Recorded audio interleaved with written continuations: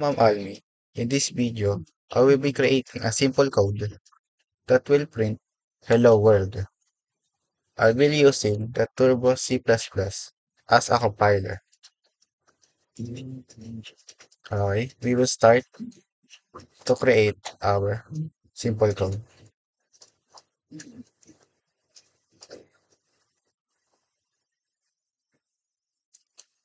Now, we're going to file, then we're gonna create a new file.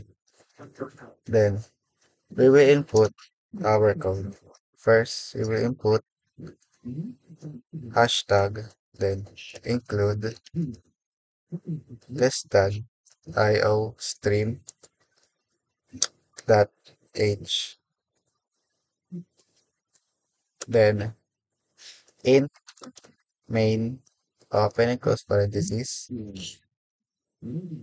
then next is open curly bracket, enter, input C out to print the hello world inside this double quotation. We will input the hello world.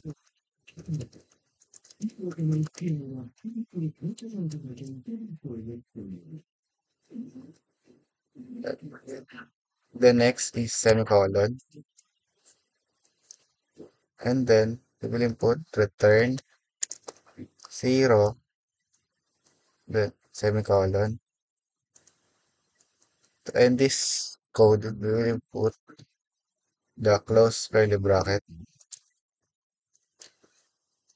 Now, we will compile the code to see if there is an error or a warning. We will compile it. So there is no warning or errors. So we will press any keys. Then next, we will run it.